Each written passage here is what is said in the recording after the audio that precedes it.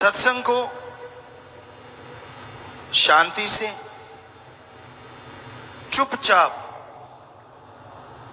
लगन से सुनना चाहिए। जो सत्संग में शोर करते रहते हैं वो खाली ही जाते हैं, उनके पल्ले कुछ नहीं पड़ता।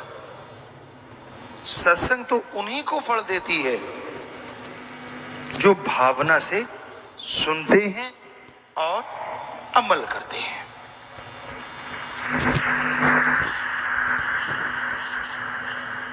खाने पीने का सामान कितना भी सामने क्यों ना हो, जब तक खाओगे नहीं ना तो स्वाद आता है और ना ही ताकत आती है। उसी तरह सत्संग है। खाना यानी सत्संग सुनना, निगलना यानी अमल करना। पहले सुनो और फिर अमल करो तो सत्संग का फल 100% मिला करता है।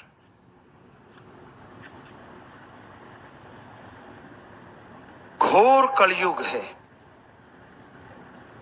दूसरे शब्दों में भयानक से भयानक बुराई का समय।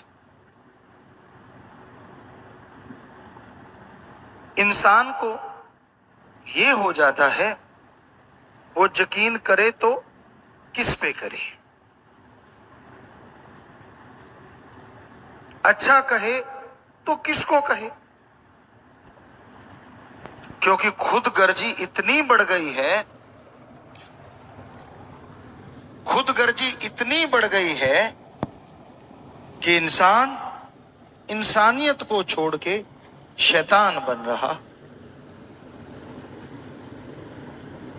और संग का रंग लाजमी चढ़ता है। किसी का भी संग करो उसका असर आप पे जरूर आएगा। कहते हैं कोयले की खान में जाने से कालिख से बचा नहीं जा सकता, नमक की खान में जो जाते हैं वो नमकमय जरूर हो जाते हैं।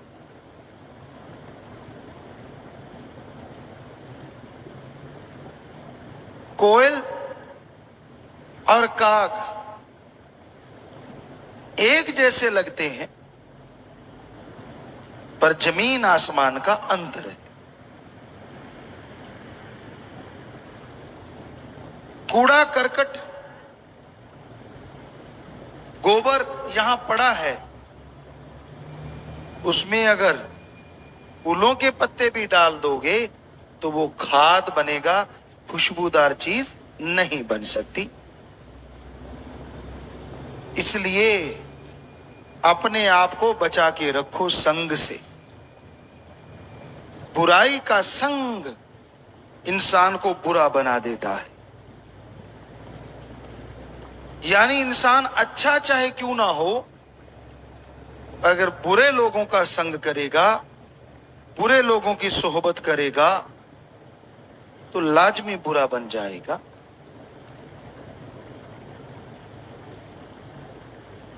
कड़वा पानी, खारा पानी धरती से निकलता है,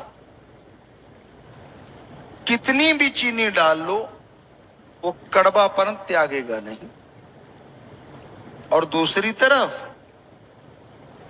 गंगा जल में कितनी बदबूदार शराब डाल दो वो गंगा जल ही कहलाता है।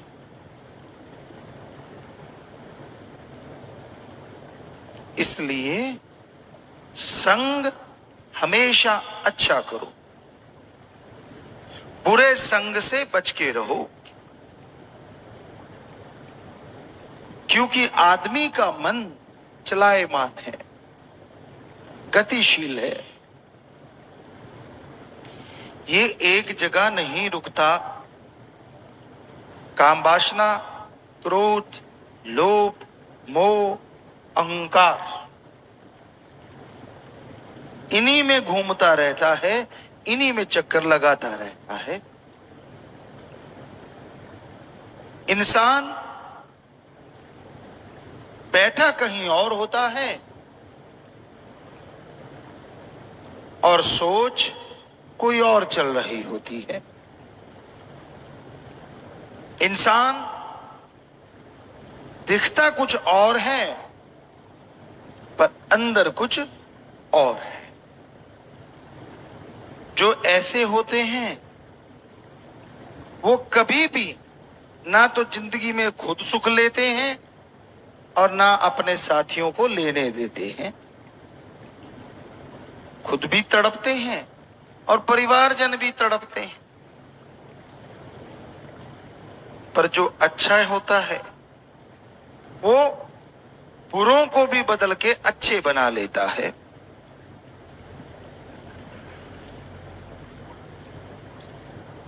इसलिए संग सोहबत हमेशा अच्छे लोगों की करो।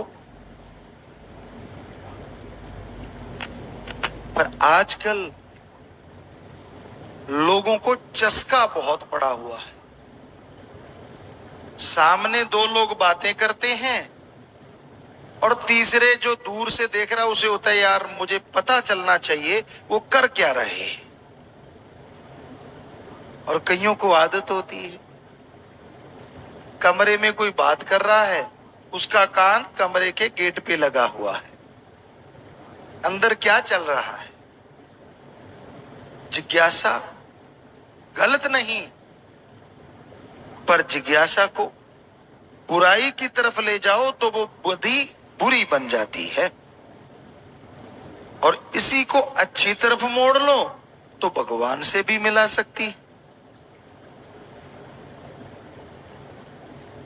क्योंकि जितनी जिज्ञासा होगी, जितनी श्रद्धा, जितनी तड़प होगी, उतनी जल्दी ही अल्लाह वाहिगुरु राम मिला करते हैं।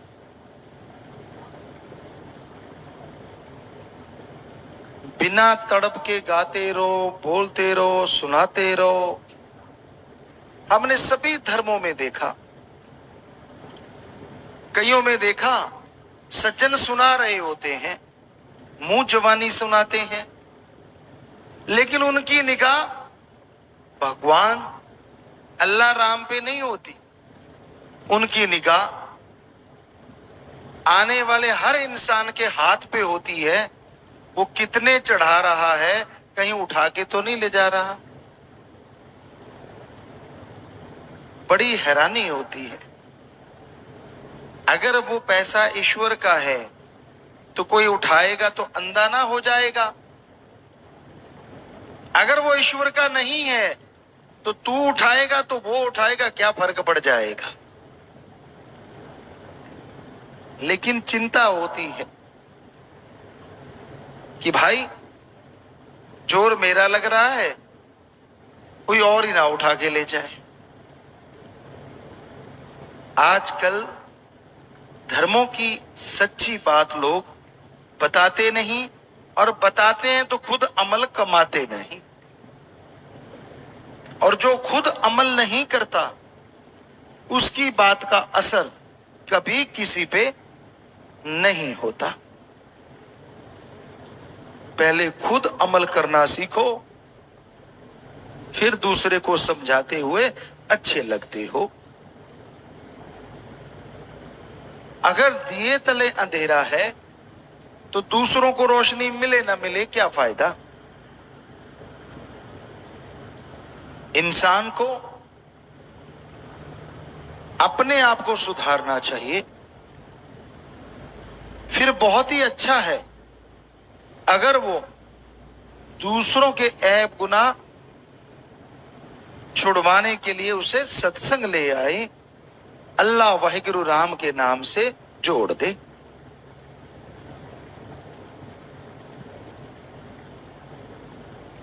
वेद ग्रंथों में लिखा है, इस कलयुग में बुरे कर्म करने वाले को अगर आप अल्लाह वाहिगुरु राम से जोड़ोगे, उसकी बुराइयां छुड़वा दोगे, तो जिस तरह कोई कटते हुए जीव को, गऊ को पुच्चड़ खाने से बचा लेता है, उससे हजारों गुना पुण्य आपको मिलेगा।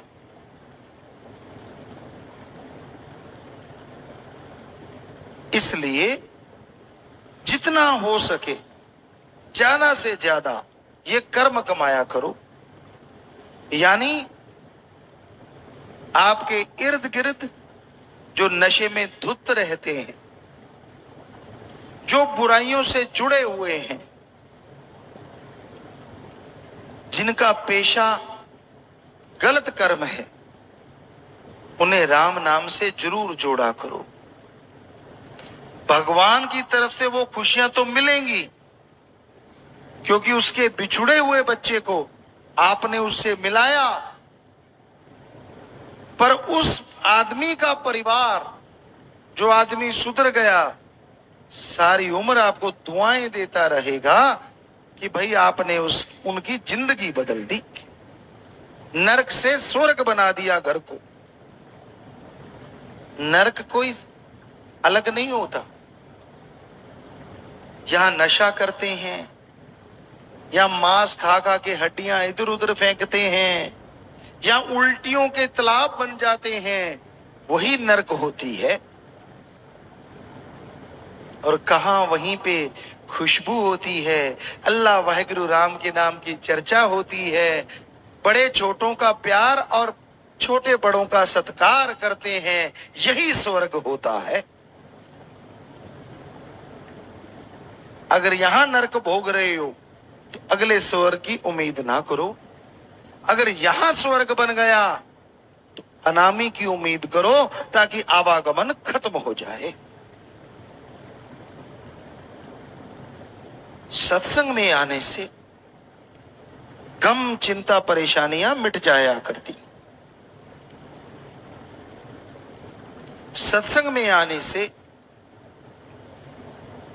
इंसान को सोची आती है, समझ आती है, और सत्संग में आके सुमरण करके अमल करने से हर धर्म के पवित्र ग्रंथ की समझ आनी शुरू हो जाती है।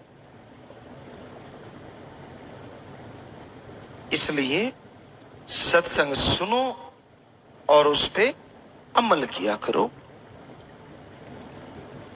जब तक आप सुनते नहीं, अमल करते नहीं, तब तक आप कोरे यानी खाली रहते हो। बिन अमलों के आलमा इल्म निकम्मा सारा, बिन अमलों के आलमा इल्म निकम्मे सारे, कोई अमल कमा ले तू, अगर जश लेने मालिक द्वारे, अगर जश लेने सतगुरु द्वारे। तो संग अच्छा करोगे तो समझ आएगी। सत्संग करने से जन्मों जन्मों के पाप कटते हैं और इस जन्म के किए हुए बुरे कर्म खत्म होते चले जाते हैं। इसलिए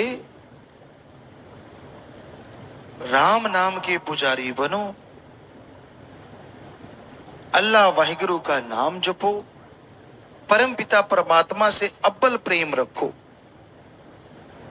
क्योंकि वो एक ऐसा यार है, उससे यारी लगा ली, आप छोड़ोगे तो भी वो आपको नहीं छोड़ेगा। और वो ऐसा पक्का दोस्त है, बेस्ट फ्रेंड है, यही नहीं अगले जहान में भी आप पे विपदा नहीं आने देगा। इसलिए गुरु संत पीर फकीर कहते हैं, कच्चों यानी जो कच्चे दोस्त हैं, जो बात बात पे रूठ जाते हैं, उनसे तोड़ और पकड़े से जोड़, यानी सतगुरु अल्लाह राम से जोड़ो। उससे अगर लिब लग जाती है उसकी भक्ति इबादत में अगर लग जाते हो तो आप सोच भी नहीं सकते जो खुशियां आपको मिलेंगी। कल्पना से परे खुशियां मिलती हैं, परमा आनंद मिलता है। तो भाई हमेशा याद रखो कि सत्संग सुनना है और अमल करना है। सत्संग पे एक सच्ची बात ख्याल में आई, आपको सुनाते हैं। बहुत पहले की बात है। एक शातिर चोर था, इतना शातिर कि वो आसपास के राज्य में चोरी करता पर पकड़ा नहीं जाता था। लोगों ने बहुत जोर लगाया, राजा महाराजाओं ने बहुत जोर लगाया, लेकिन किसी की समझ नहीं आया चोर कौन है। आखिर समय आता है, उस चोर का भी अंतिम समय आया। वो जाने लगा और जाते जाते अपने बेटे को शिक्षा दी। कहने लगा, बेटा चोरी के ये मंत्र हैं, और जब चोरी करो तो कभी भी माल अपने पास ना रखो, सबसे पहले सामान को खुर्द बुर्द कर दो, फिर चोरी कर ली तो कभी मानो ना, चाहे कुछ भी क्यों ना हो जाए। जब तक मानोगे नहीं आप चोर साबित नहीं होगे। बेटा कहने लगा, ठीक है पापा, ठीक है पिताश्री, मैं ऐसा ही करूंगा। फिर चोर कहने लगा, रे एक बात तो रह गई। कहने लगा, कौन सी? कि जब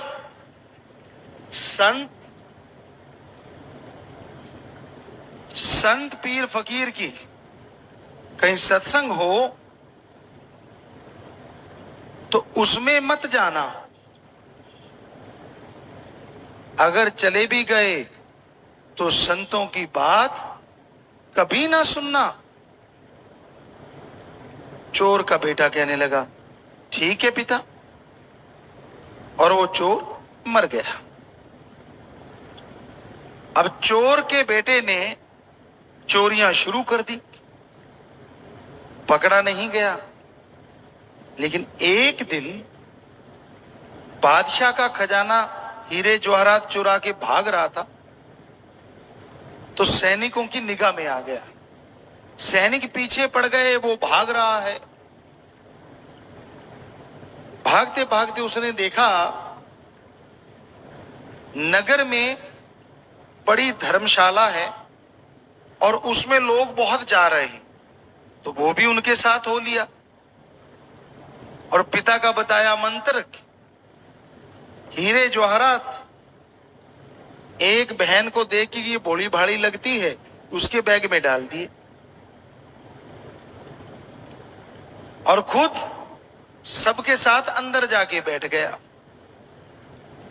जब अंदर जाके बैठा तो उसने देखा कि सामने तो एक संत बैठे हैं, एक फकीर बैठे हैं। तो उसने अपने दोनों अंगुलियां कान के ऊपर रख ली, कहीं कान में कोई संतों की आवाज ना पड़ जाए। दबा के उंगलियां बैठ गया। पर अचानक आदमी की फितरत है, अगर आपको बोले ना उधर बहुत खूबसूरत कुछ है, कई तो अभी देखने लग गए। जिन्होंने नहीं देखा वो बाद में देखेंगे, अच्छा क्या था उधर। यानी जिधर से रोका जाए नेचुरली उधर ध्यान ज्यादा जाता है। तो चोर ने सोचा, यार ये संत ऐसा क्या करते हैं, लोग तो तालियां मार रहे हैं, बड़े खुश हो रहे हैं, मैं सुनूं तो सही। उसने कान से उंगलियां हटाई और संतों का वचन आया, देवी देवताओं के परछाई नहीं होती। इतना सुना कि तो अच्छा ये तो बोल रहे हैं, झट से कान बंद कर लिए। सत्संग समाप्त हुआ, चोर बाहर निकला। उसकी पहचान थी सैनिकों को, और सैनिक जैसे वो बाहर निकला उसको पकड़ के ले गए, राजा के दरबार में पेश किया गया। राजा ने पूछा, क्या इसके पास चोरी का सामान मिला? तब सबसे बड़ा सबूत यही होता था कि चोरी का सामान मिल गया तो चोर है। कहते जी वो तो नहीं मिला। कहते फिर किस आधार पे कहते हो? कहते जी हमने इसको खुद देखा है भागते सामान उठा के। उसको जेल में कर दिया। बहुत प्रयत्न किया कि मान जाए, नहीं माना। एक औरत जासूस थी, कहने लगी, बादशाह सलामत, अगर कहो तो मैं मनवा लेती हूं। कहने लगे ठीक है। चोर अंदर कोठड़ियों में बंद है और अचानक क्या देखता है, गेट खुला है। धड़ाम से पहरेदार गिरे, दूसरा खुला, तीसरा खुला, सब गिर रहे हैं। और अचानक देवी मां आ रही है, 4 हाथ। वो जो देवी की आकृति दिलों में होती है, बिल्कुल वही देवी आ रही है। चोर हक्का बक्का रह गया, ये तो मेरी श्रद्धेय है, इसको तो मैं अपनी इष्ट मानता हूं। देवी आई, चोर रोने लगा, ओ मां तू आई है, मेरी पूजा मैं करता रहा, तुझे याद करता रहा, देखो मैं यहां फंस गया, मेरा बुरा हाल है, मैं धन्य हो गया आपके दर्शन करके।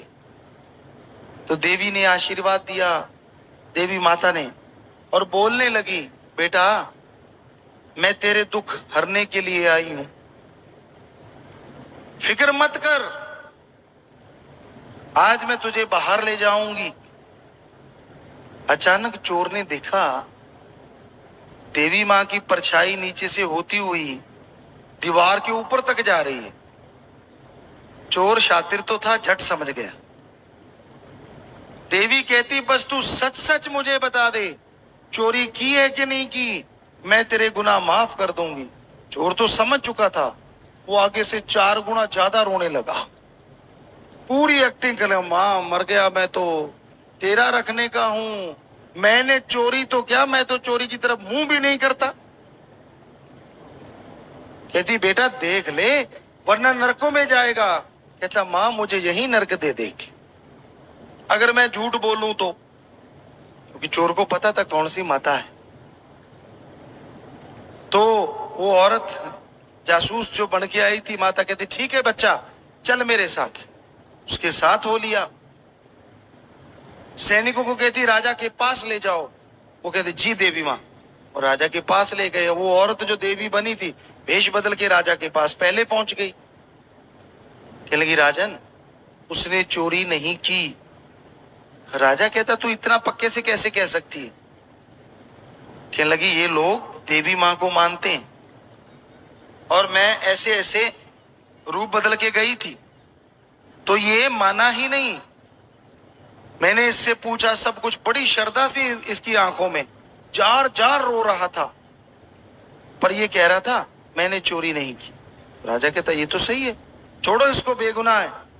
उसको छोड़ दिया गया। अब उसने आप देखा ना ताप, भागा उस धर्मशाला के पास कि वो संत कहाँ है। वो नहीं मिले, वो तो चले गए। पता किया किस, वो कहते दूसरे नगर में है। वो दौड़ा दौड़ा गया, उस नगर में पहुंचा, संत बैठे हुए थे। धड़ाम से जाके चरणों में गिरा, हे गुरुदेव मेरे पे कृपा कीजिए, मेरी रक्षा की है आपने, मुझे जिंदगी बख्शी है आपने। तो संत मुस्कुराए, कहने लगे बेटा हमने तो कुछ नहीं किया, जो करता भगवान। कहता आप फला नगर में सत्संग कर रहे थे और मैंने सत्संग सुनना नहीं था, मेरे बाप ने रोका था, पर जिज्ञासा हुई कि क्यों रोका था, ऐसा ये संत क्या बोलते हैं। तो मेरे कानों में पड़ा कि देवी देवताओं की परछाई नहीं होती। तो उसने पूरी बात बताई कि आपकी सत्संग के एक लाइन ने आज मेरी जिंदगी बख्श दी। अगर मैं पकड़ा जाता तो सूली पे चढ़ा दिया जाता, तो अगर पूरा सत्संग सुनूं और आपका राम का नाम लूं तो पता नहीं मुझे क्या मिल जाएगा। और यही सच होता है। संत सत्संग अपनी बड़ाई के लिए नहीं करते। हम तो खाकसार हैं, चौकीदार हैं, आपके सेवादार हैं भाई। वो एक की बड़ाई करते हैं जिसके अरबों नाम हैं, ओम हरि अल्लाह गॉड खुदा रब वाहिगुरु प्रभु भगवान मालिक रब। वो एक है, वो उसकी बड़ाई करते हैं और सबको बोलते हैं कि उसका नाम जपा करो। जिस तरह सूली से उसके कर्म बदल गए चोर के, अरे आपके भी पता नहीं कितने भयानक कर्म, कितनी भयानक चिंताएं जल के राख हो जाएंगी, क्योंकि वो भगवान, वो प्रभु, वो परमात्मा दया का सागर है, रहमत का दाता है। वो इतनी रहमतें बख्शता है, इतनी दया में करता है कि उसकी कल्पना भी आप नहीं कर सकते। सुबह का सुमरन 2 से 5 का ब्रह्म muhurta, amrit vela, God's pray time, early morning between 2 to 5, ये जो समय है, नासा साइंस केंद्र अमेरिका भी कहता है कि इसमें oxygen pure and more, oxygen शुद्ध होती है, हवा शुद्ध होती है और ज्यादा ऑक्सीजन रहती है। तो इसलिए ऐसे समय तो यही बढ़िया है, पर जब जागो तभी सवेरा, जब जागते हो तभी सिमरन कर लिया करो भाई। पर कई तो सोते रात के 2 बजे स्कीम शुरू होती है कि सोएं क्या, 3-4 बजे जाके सोते हैं और सूरज बेचारा चीखें मारता है तब जाके उठते हैं, यानी दोपहर हो जाती है जब। तो ये अजीबोगरीब सोने का टाइम है, अजीबोगरीब ये कलयुग है। हमने तो कह के देख लिया बच्चों को, मतलब ही नहीं कि बदल जाएं। परेशान आदत जांदियां जी, भावे कटिए पोरियां पोरियां जी। चाहे मजाजी इश्क में कहा हो, पर कई लाइनें फिट बैठती हैं कई लोगों पे। कितना भी कह लो, कितना भी समझा लो, उनकी सुई वहीं की वहीं। बड़े बहाने होते हैं, बच्चे नहीं सोने देते। अच्छा, हमने तो बच्चे पाले नहीं ना, आप अलग से पाल रहे हो, ऊपर से टपके हैं क्या आपके वाले? माता जी से पूछ लेना कभी। हम बच्चे हमारे भी तो थे, लेकिन सही 7 बजे सारे खाना खाते थे, वो भी खाते थे। 9 बजे सब लोग सो जाते थे, वो भी सोते थे। 4 बजे हम लोग उठते थे, 5 बजे सुबह वो उठ जाया करते थे। आपके वाले कोई एलियन है क्या जो ऊपर दुनिया से आए हैं? नहीं, सोना खुद ने गलत होता है और दोष बच्चों को।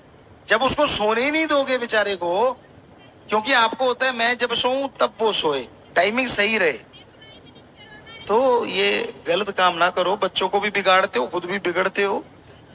सो सही टाइम पे सोया करो, सही टाइम पे उठा करो। अच्छे हैं जो बच्चे सही टाइम पे उठते हैं, क्योंकि आयुर्वेदा कहता है रात का भोजन सूरज रहते रहते करो तो बेस्ट है। बैक्टीरिया वायरस नहीं होते। साइंस को चैलेंज करते चाहे आप जाके पढ़ लो, साइंस में भी यही मिलेगा जो आयुर्वेदा में लिखा है। क्योंकि जैसे जैसे रात बढ़ती है बैक्टीरिया वायरस भी बढ़ते हैं। पर आज वालों का तो डिनर ही होता है 12-1 बजे। चक्कर तो ये है ना, रात की रोटी तो किसी को आती ही नहीं, डिनर गांव वाला कहते कहते ले अनपढ़ गवार। तो सुबह लोग जल्दी इसलिए लेते थे कि सुबह दूध ताजा निकलता था और उसको जल्दी जल्दी ले लेते थे। दूध अगर बिना उबाले घंटा 2 घंटे 3 घंटे पड़ा रहे तो उसमें बैक्टीरिया वायरस बन जाते हैं। उसको जहां तक हो निकलते ही जल्दी से पियो, अदरवाइज उसको उबाले देके रखो ताकि वो चीजें उसमें पनपे ना, ये जरूरी होता है। पर कई कुड्र साहब होते हैं, वो कच्चा ही रख लेते हैं और फिर बीमार होते रहते हैं। कभी पेट खराब, कभी उल्टी आ गई, कभी कुछ हो गया, तो फिर कहते यार दूध में कुछ डाला तो नहीं। डाला नहीं, तूने डलवाया है। तो इसलिए ये चीजें ख्याल में रखनी चाहिए। तो सत्संग में आपको दुनियावी चीजों का भी मुफ्त में ज्ञान मिल रहा है भाई। होना तो रूहानियत का चाहिए, पर परमपिता शास्त्र नाम श्याम मस्तान जी दाता ने आपकी दुनियादारी भी तो देखनी है ना। तो ये 100% आप अमल कर लो, अगर फर्क ना लगे तो कहना। ये जो डिनर है, उसको डिनर को जो आपकी इवनिंग टी होती है ना, उसमें ले आओ, और इवनिंग टी को थोड़ा सा बैक गियर पीछे ले आओ। पढ़े लिखों की इवनिंग टी होती है 5 बजे 6 बजे, तो आप 7 बजे शायद दिन छिपता होगा, या 6 बजे जब भी है 7 एक करीब, तो उस समय खाना खा के देखो। और सोने से पहले अगर फ्रेश दूध थोड़ा सा ले लिया जाए तो डाइजेस्ट के लिए, शरीर के लिए, बॉडी रिपेयर के लिए सबसे बेस्ट होता है। ये कहता है आयुर्वेदा। सो भाई, आप उस परमपिता परमात्मा की औलाद हो, और जो उसकी औलाद है वो फकीर की औलाद पहले होती है। इसलिए माँ बाप को अपने बच्चों का फिक्र होता है, हमें आपका फिक्र है, चाहे सफेद दाढ़ी है आपके चाहे काली है, हमें आपका फिक्र है। आपको कोई रोग ना लगे, आपको कोई परेशानी ना आए, आपको कोई टेंशन ना आए, आपको कोई तकलीफ ना आए, हमेशा यही ख्याल रहता है। आप कोई गलत कर्म ना करें जो आगे भोगने पड़े आपको। इसलिए सत्संग में हर तरह की बात आपकी सेवा में अर्ज करते रहते हैं। मालिक का प्यार, उसकी रहमत इंसान पे तभी बरसती है जब दृढ़ यकीन आता है, और दृढ़ यकीन सेवा और सुमरन के बिना आ नहीं सकता। जितना संभव हो सेवा करो, सुमरन करो, तभी आप मालिक की दया में रहमत के लायक बन सकते हैं।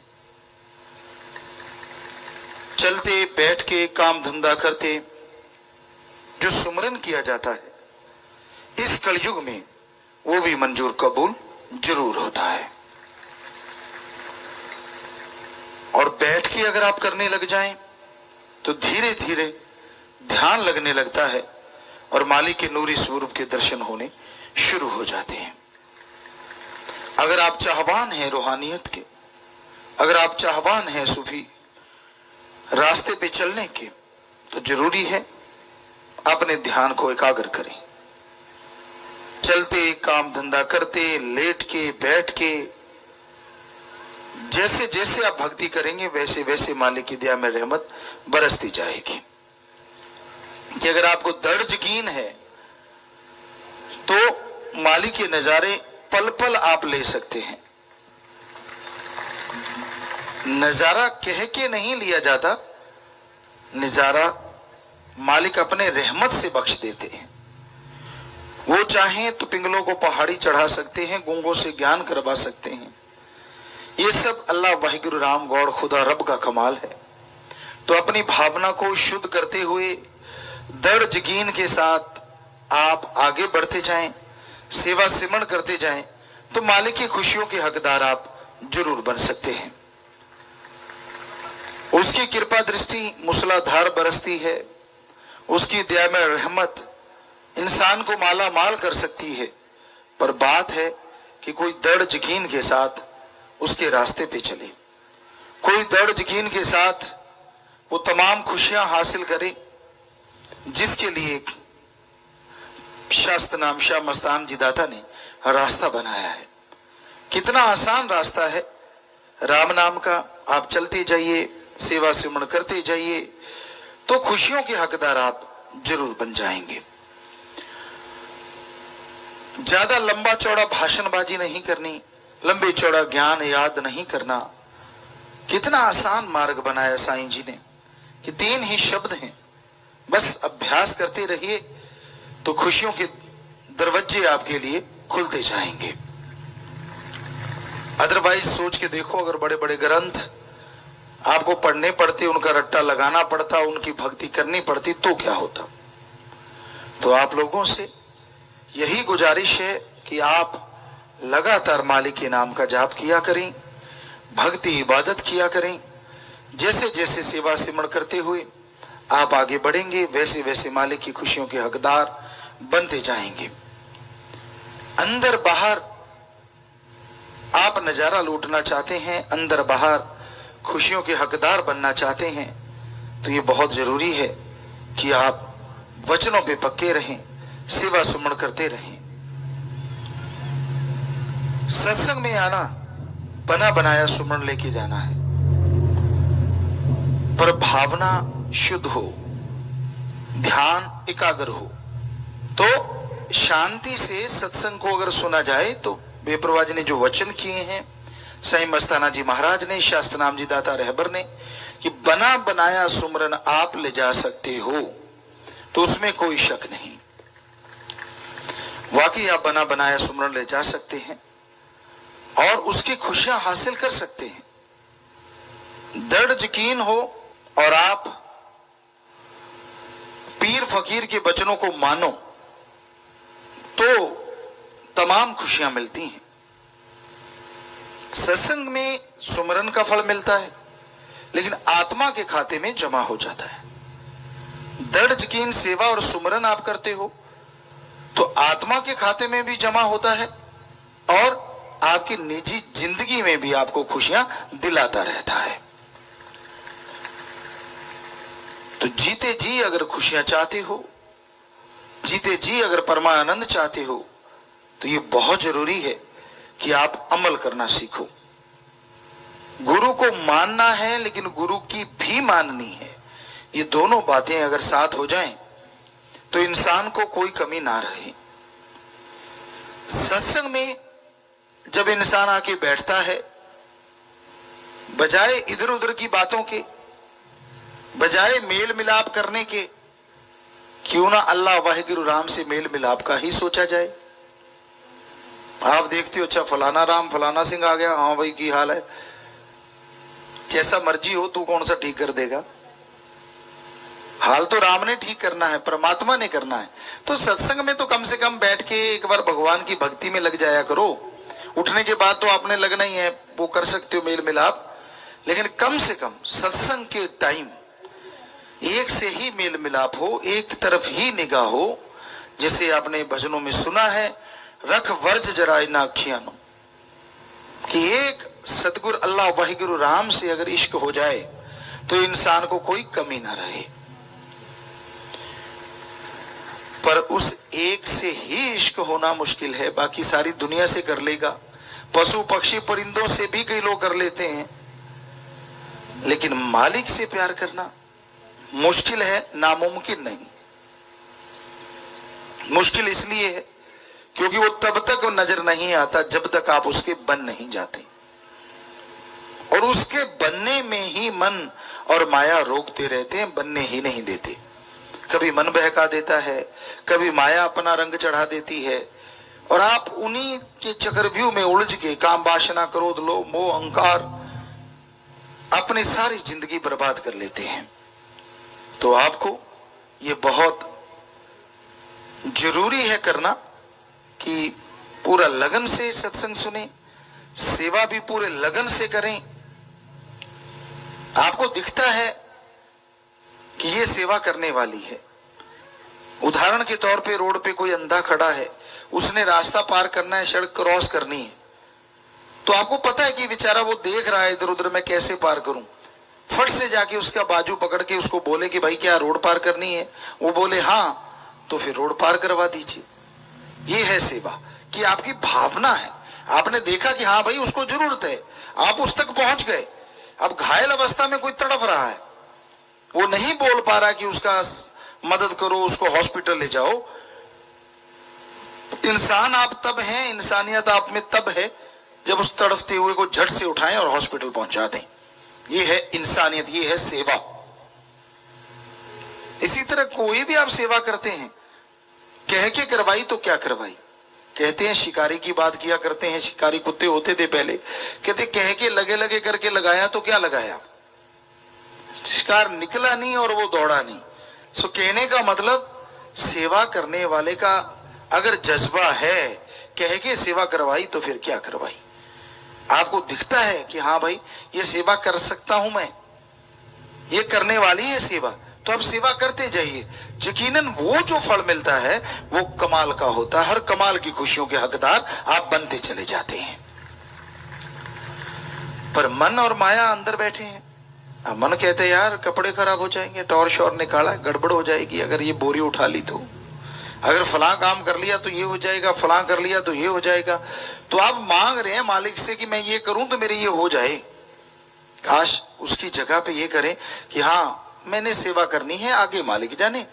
तो यकीनन फिर मालिक ही जानता है ना सही चीज तो, कि आपको क्या जरूरत है। और बिन मांगे मोती मिले, बिन मांगे ही वो ढेर लगा देगा, खुशियों से माला माल कर देगा। सत्संग किसे कहा जाता है? सत यानी सच, संग यानी साथ। घोर कलयुग का समय है। ऐसे समय में अल्लाह वाहिगुरु गौर खुदा राम का नाम दुनिया से दूर होता जा रहा है। इसलिए माली के संत पीर पैगंबर माली की यहां चर्चा करते हैं। अल्लाह वाहिगुरु गॉड का यहां नाम लिया जाता है, उसे सत्संग कहा जाता है। सत्संग का मतलब पैसे इकट्ठे करना नहीं होता। सत्संग का मतलब किसी का दिल दुखाना नहीं होता। सत्संग यहां एक मालिक की चर्चा हो और उस मालिक को कैसे पाया जाए, उसका तरीका बताया जाए, उसी का नाम सत्संग होता है। सत्संग रीत बताता है और कुरीत से दूर करता है। सत्संग लगा के कोई पैसा इकट्ठा नहीं किया जाता, बल्कि सत्संग में सच्चा धन कौन सा है वो बताया जाता है। दुनिया में लोग पगला चुके हैं, पैसे के लिए ठगी मारते हैं, बेईमानी करते हैं, भ्रष्टाचार फैलाते हैं। अपना उल्लू सीधा करने के लिए लोग दूसरों को बुद्धू बनाते हैं, उनका इस्तेमाल करते हैं। इस पैसे के लिए ही भाई भाई को खत्म कर देता है, बाप बेटे में दुश्मनी हो जाती है, खून जहर बन जाता है। पर क्या ये पैसा सच्चा धन है? क्या इससे आत्मिक शांति खरीदी जा सकती है? क्या इससे सुप्रीम पावर गॉड को पाया जा सकता है? क्या आत्मिक शांति मिलती है इससे? जी नहीं। ये सारा पैसा यहीं कमाया जाता है और यहीं पे छोड़ के जाना पड़ता है। एक धन ऐसा धन है जो कभी खत्म नहीं होता, कभी बर्बाद नहीं होता, जिसे चोर उचक्का चुरा नहीं सकता, डाकू लूट नहीं सकता, कोई छीन नहीं सकता। और वो इस जहान में ही नहीं बल्कि अगले जहान में भी काम आता है। ऐसा धन एक ही धन है, वो है राम नाम का धन, अल्लाह की इबादत का धन, वाहिगुरु की याद का धन। तो राम नाम का धन, अल्लाह की इबादत का धन दोनों जहां में सदा रहता है। गुरु मुर्शिद पूर्ण जो होता है वो राम नाम का धन देता है, और ऐसा धन देता है जिसका आनंद ही आनंद, लज्जत ही लज्जत आप नहीं, आपका पूरा कुनबा उठा सकता है।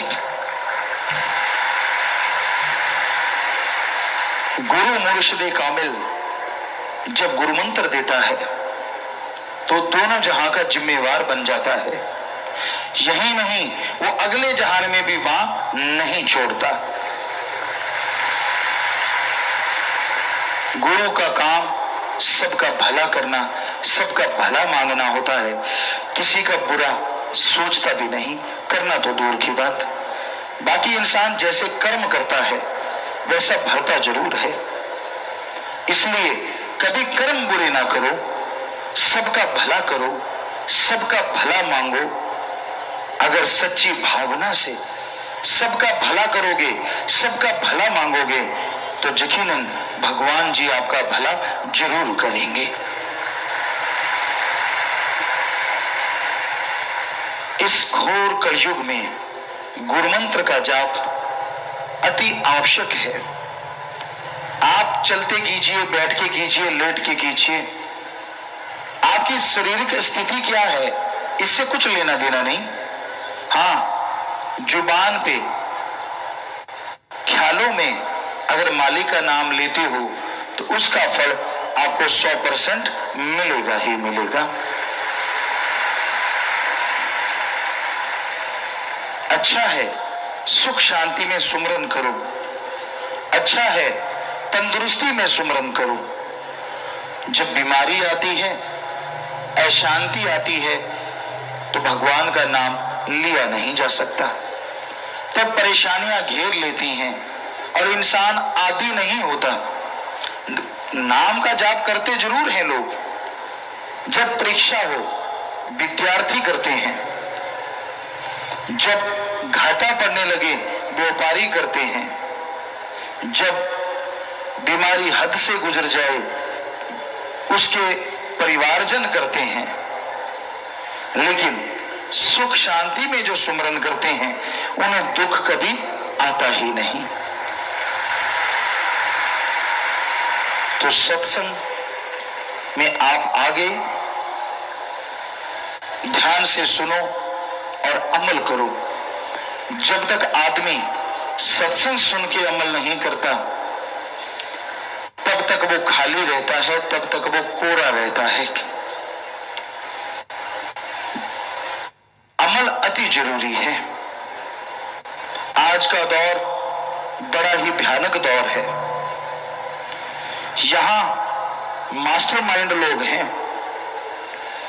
जो आपका दिमाग निकाल सकते हैं, अपना उल्लू सीधा करने के लिए आपको इस्तेमाल करेंगे, अपनी स्वार्थ सिद्धि के लिए आपका बुरा हाल करेंगे। ऐसे लोगों से सावधान रहिए, बच के रहिए। अपने जमीर की आवाज को सुनो, अपने पीर की आवाज की सुनो।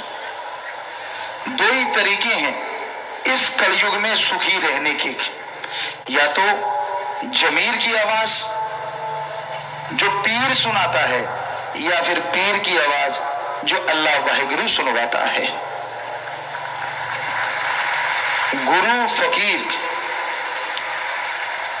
हर किसी के फायदे के लिए मालिक से दुआ करता है और वचन करता है। वो अल्लाह, वो वाहिगुरु, वो राम, वो गॉड सबको शिक्षा देते हैं। जो उनकी शिक्षा ले लेते हैं वो जिंदगी में कभी दुखी नहीं होते, और जो उनकी शिक्षा सुन के मानते नहीं वो दुखी रहते हैं। माने की गति कहीं न जाए, ना माने पीछे पछताए। इसलिए भाई, आप गुरु मंत्र लेते हो उसका जाप भी किया करो। पैदल जा रहे हो, चलते चलते जाप करो। आपके अंदर आत्मबल आएगा, आपके दिलो दिमाग में असीम शांति आएगी। इस तरह से लगेगा जैसे मारुथल में, रेगिस्तान में तपती हुई रेत पे पानी बरस गया हो। कितना आनंद आता है, कितनी लज्जत आती है, वो कहने सुनने से परे होता है। जो वहां के निवासी होते हैं उनसे पूछ के देखिए कि वहां जब बरसात आती है, रिमझिम रिमझिम, उनके चेहरों पे कितनी खुशियां छा जाती हैं, सौंधी सौंधी खुशबू आती है। और वो खुशबू ये संदेश दे जाती है कि अब धन धान होगा। इसलिए वो सारे के सारे रेगिस्तान वासी खुशी से लबरेज हो जाते हैं, माला माल हो जाते हैं। जिस तरह रेगिस्तान तप रहा होता है, बालू रेत जल रही होती है, ठीक उसी तरह जलते बलते इंसान के ऊपर जब अल्लाह वाहिगुरु के प्यार मोहब्बत की बरसात होती है तो उससे भी अरबों गुना खुशियां उस इंसान को महसूस होती हैं। आनंद आता है, लज्जत आती है, खुशियां आती हैं। तो आप गुरु मंत्र ले चुके हो, दृढ़ यकीन रखो, अरे वो सब जानता है। बच्चा दूध के लिए रोता है तो मां तड़प जाती है। आप किसी चीज के लिए तड़पो, आपका बुरा हाल हो, गुरु भगवान को ना पता चले, ऐसा हो नहीं सकता।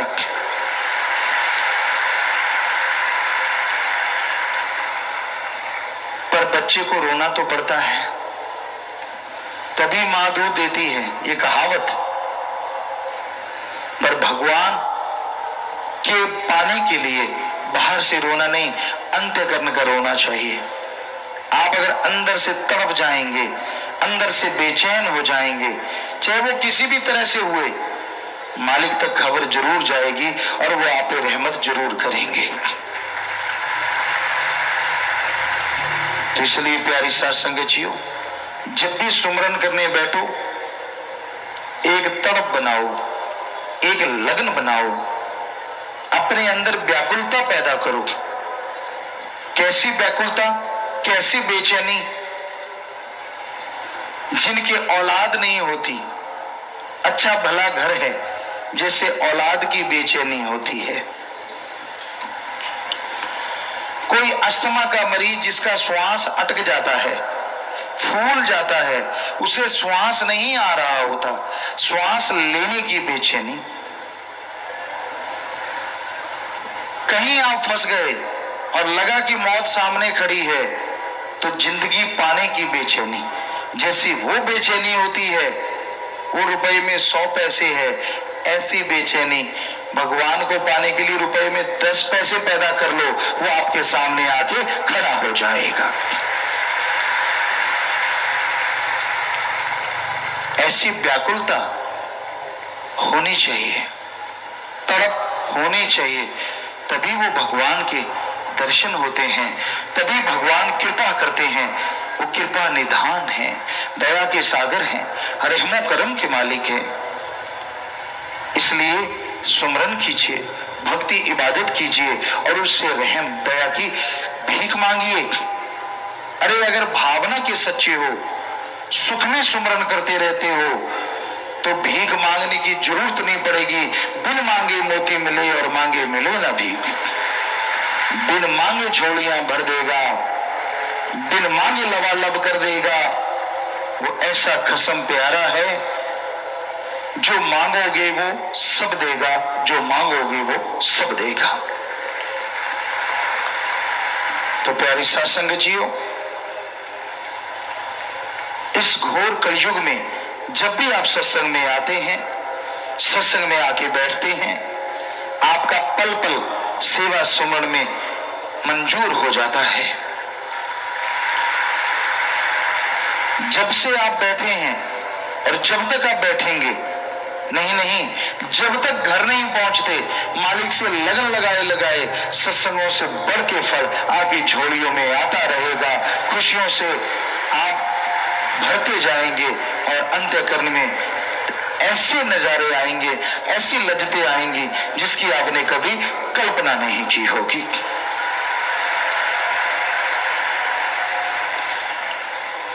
सुमरन का कोई वक्त नहीं होता। आप लेटे हैं, सुमरन कीजिए, बैठे हैं, सुमरन कीजिए, खाना खा रहे हैं, सुमरन कीजिए, चलते बैठ के काम धंधा करते आप सुमरन कीजिए। जब जब सुमरन करते जाएंगे, तब तब दरगाह में मंजूर होता जाएगा और आपका पाप कर्म कटता जाएगा। आप खुशियों से लबरेज होते जाएंगे। सुमरन के लिए अलग पोजीशन में बैठना जरूरी नहीं। आप लेट के, बैठ के, कैसे भी कीजिए, चलते काम धंधा करते कीजिए, पर सुमरन कीजिए। सुमरन आपको नहीं छोड़ता। आप सुमरन को छोड़ देते हैं तो भी सुमरन आपको नहीं छोड़ता। आप एक बार भगवान को, सतगुरु को बांह पकड़ा देते हैं, छोड़ भी देंगे पर वो बांह नहीं छोड़ता। आप एक कदम मालिक की तरफ चलेंगे तो वो आपकी तरफ हजारों कदम चलेगा। इसलिए प्यारी साध संगतियों, इस घोर कलयुग में, भयानक समय में, यहाँ हाथ को हाथ खाए जा रहा है। यहाँ इंसान इंसानियत को तज दिया है, इंसानियत को त्यागे बैठा है। ऐसे घोर कलयुग में शाश्वत नाम शाह मस्तान दाता ने सच्चा सौदा एक ऐसा दर बनाया है, यहाँ हमेशा इंसानियत की मसाल जगती रहेगी। जीवन की खुशियां पाएंगे, जिंदगी की खुशियां पाएंगे और दोनों जहां की खुशियां पाके लवरेज हो जाएंगे, माला माल हो जाएंगे। तो इसलिए जब भी आपको समय मिले आप आइए। जब भी सत्संग हो जरूर पहुंचिए, क्योंकि सत्संग में आने से ही आपका मन काबू में आएगा। सत्संग में आने से काम वासना क्रोध लोभ मोह अहंकार दब जाएगा। इसलिए सत्संग ना छोड़ो। सत्संग जो करते हैं सुबह शाम बना बनाया सुमरन ले जाते हैं, बनी बनाई भक्ति ले जाते हैं, बनी बनाई खुशियां ले जाते हैं। उन्हें ज्यादा कुछ करना नहीं पड़ता, क्योंकि ये घोर कलयुग है। जैसे जैसे काल का जोर बढ़ रहा है वैसे वैसे दयाल का रहमो करम अरबों गुना बढ़ता जा रहा है। बस वचनों पे पके रहिए, सत्संग में आइए से और बड़ा बनाया सब कुछ ले जाइए। भावना जरूर शुद्ध रखनी है, बुरी और बुराई से दूर रहना है। कोई भी बुरी आदत आपको मिले सलाम कीजिए, दूर हो जाइए। बुराई का संग सोहबत कभी ना कीजिए, सोहबत सत्संग का कीजिए, संग सत्संगी का कीजिए। जो मालिक की चर्चा करते हैं, जो मालिक के गुणगान गाते हैं, जो मालिक की भक्ति इबादत करते हैं।